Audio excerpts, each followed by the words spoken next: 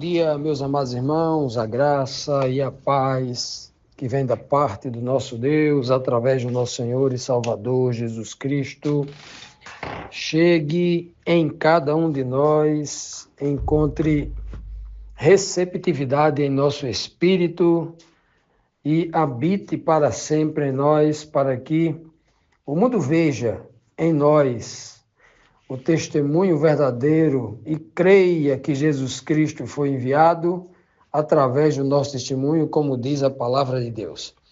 Amados, hoje é terça-feira, vamos dar continuidade aqui à nossa lição bíblica diária, a lição desta semana falando da esperança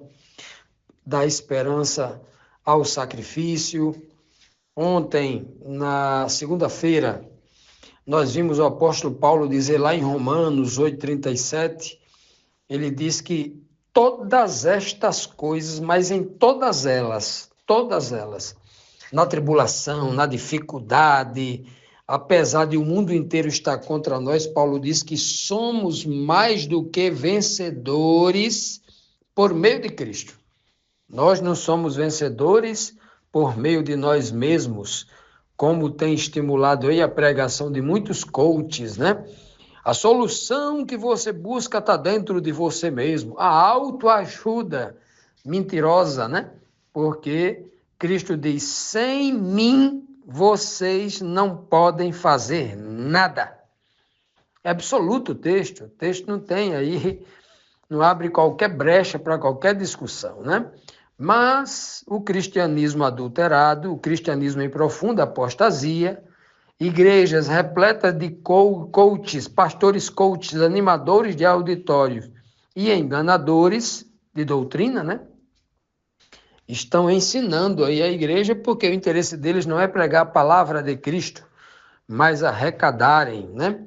Pois bem, isso é uma tristeza, mas Paulo fala muito claro aqui que nós só somos vencedores em todas as coisas, na tristeza, na alegria, na escassez, na abundância, na dificuldade ou nos momentos de tranquilidade, né? Somos vencedores em Cristo.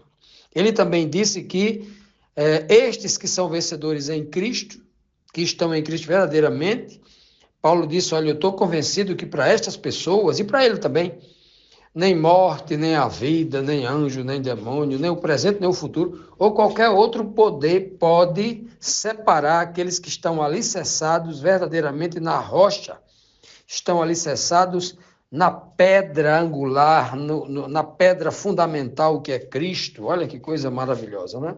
Pois bem, e hoje, terça-feira, nós temos aqui duas perguntas, dando continuidade a esse raciocínio de Paulo, né?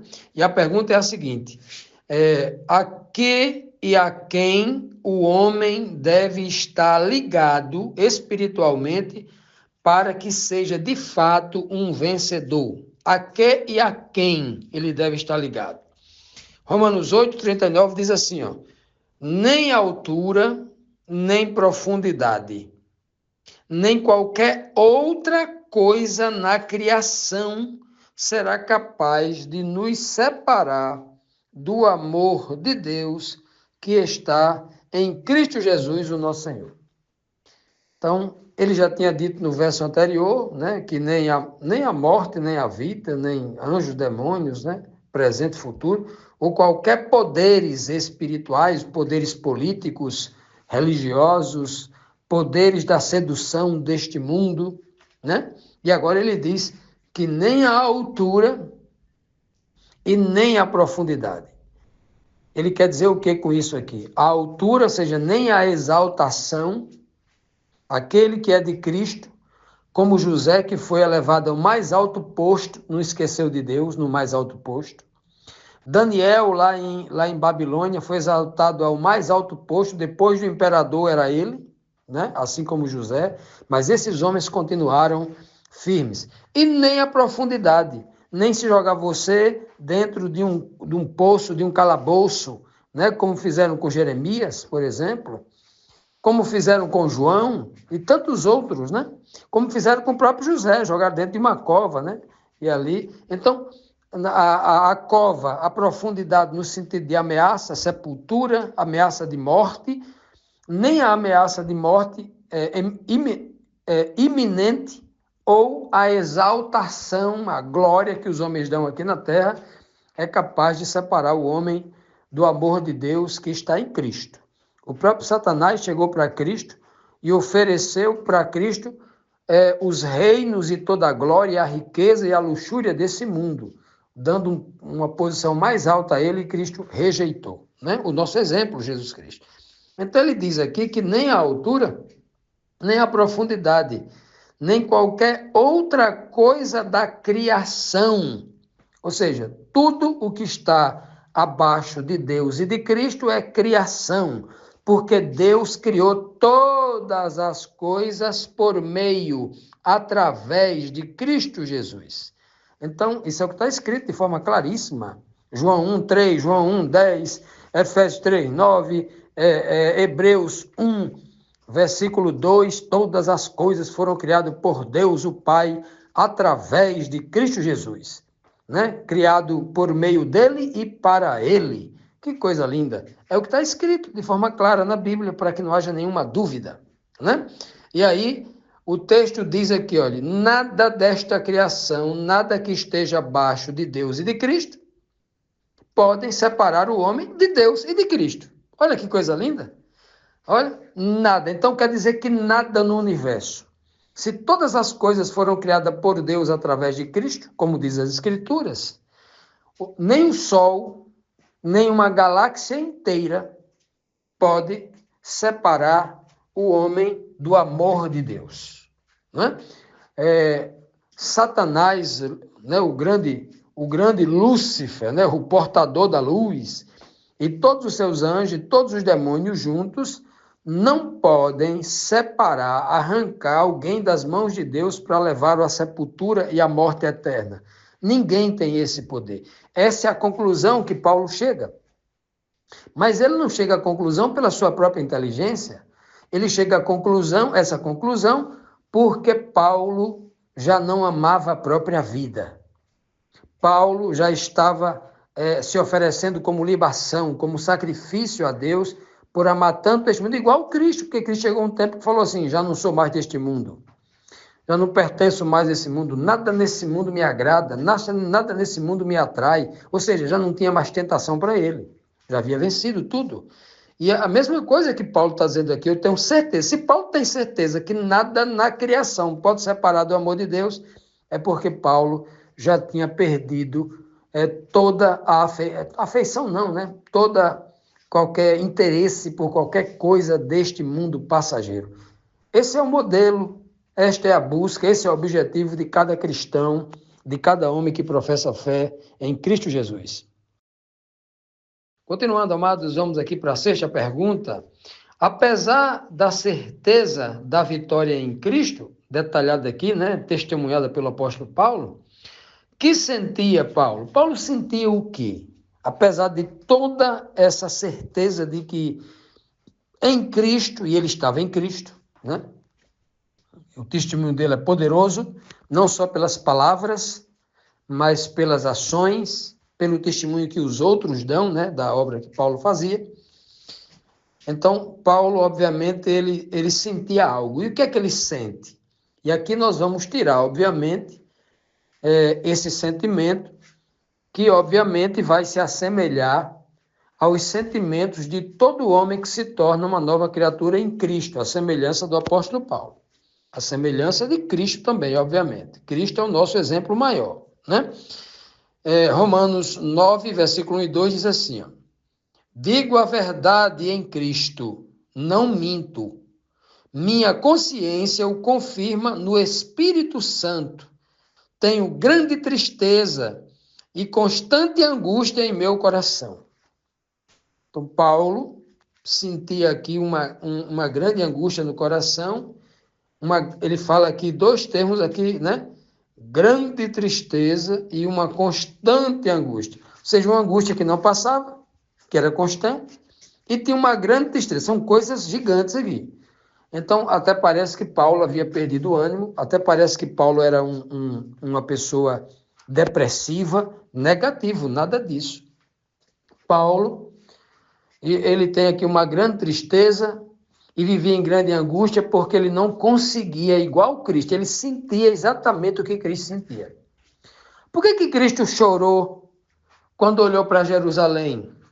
Se ninguém estava batendo nele, se Jesus não estava com nenhuma dor no corpo, por que ele chorou, né, copiosamente olhando para Jerusalém, dizendo: Jerusalém, Jerusalém, por que você mata os profetas e apedrejam os servos de Deus que te são enviados? Quantas vezes, disse o Senhor, né? Eu quis acolher vocês debaixo das minhas asas, como uma galinha acolhe e protege seus pintinhos, mas vocês rejeitaram. E o choro dele era porque seu próprio povo, os judeus, não entendiam isso. Eram religiosos, presos à letra morta, não entendiam nada da mensagem espiritual que Cristo trouxe. Paulo é exatamente igual. Sabe qual é o motivo dessa grande tristeza de Paulo? Dessa grande tristeza? Ele vai dizer nos versos seguintes, se você ler aí depois do capítulo 9, versículo 3 e diante, ele vai dizer: a minha tristeza são com os da minha própria raça, os judeus. O motivo da grande tristeza de Paulo é que os judeus não enxergavam isso. Porque Paulo entendeu na sua carreira espiritual, ele entendeu aquilo que Cristo tentou passar, não com palavras, mas com ações, com pregações indiretas, né, para o homem espiritual captar. É que Jesus conseguiu converter muita gente de muitas nações, gentios aos montes, samaritanos se converteram aos montes, né? O pessoal da região de Decápolis, o pessoal até de Tiro e Sidom, uma mulher cananeia, completamente, para os judeus, completamente amaldiçoada. O Senhor disse que não tinha em Israel uma mulher, uma fé igual daquela mulher. Disse para um pagão, um centurião romano, um pagão, idólatra. Em Israel todinho não encontrei uma fé, mas ele não encontrou a fé em um homem sequer do Sinédrio, em um homem sequer dos fariseus. Todos os fariseus que ele encontrou, ele não encontrou nenhuma fé no religioso, na cúpula, nos pastores, né, nos missionários, né? A mesma regra é hoje, só não enxerga quem não tem discernimento espiritual. Quem é religioso cego vai continuar cego, né? Infelizmente, Jesus não conseguiu converter ninguém daquela cúpula. Quem chegou mais próximo foi Nicodemos, mas não se converteu, não deu testemunho, não confessou e nem seguiu a Cristo como seu discípulo. Negou, né? Está muito claro ali.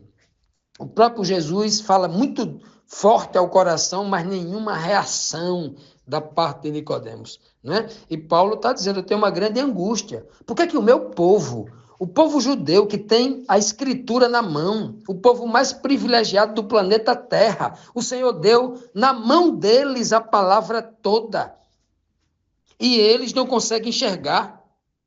Essa é a minha grande tristeza, essa é a constante angústia que está no meu coração.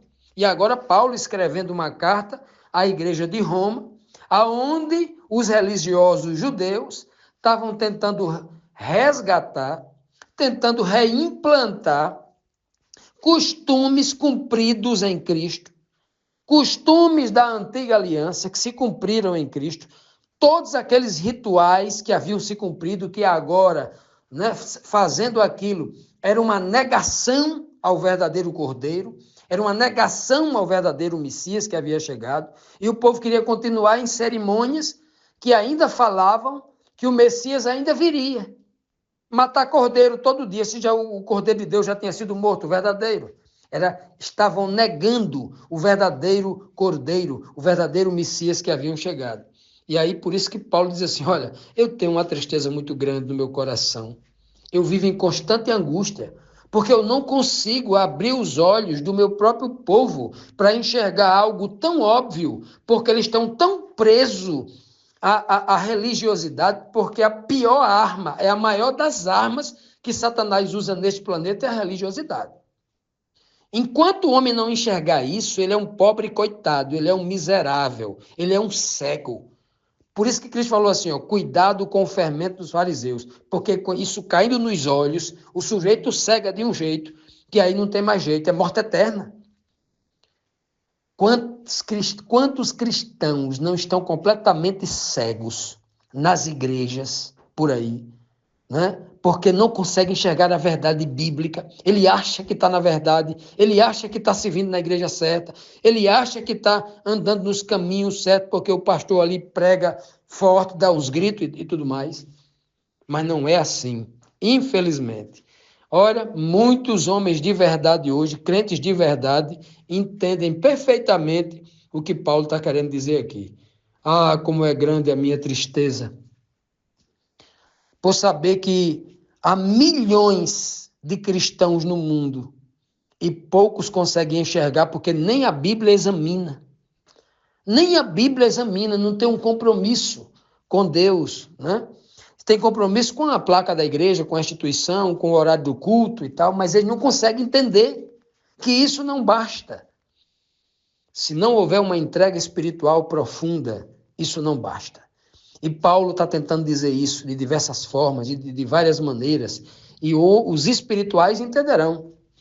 Os remanescentes, a minoria, né? Ainda que Israel seja como a areia do mar, só o remanescente será salvo. É só esse remanescente, é só um pouquinho que entende. O restante vai ser ludibriado por essa falsa liderança teológica que aí está, né? Todos preocupados apenas com seu próprio bolso, com a sua própria casa, sua própria família, sua própria geladeira, seus próprios bens, seu próprio bem-estar. Que o Senhor nos abençoe, nos livre disso, nos dê o mesmo discernimento que deu o apóstolo Paulo, para que a gente não possa entrar nesse mesmo caminho de perdição, de engano e de trevas.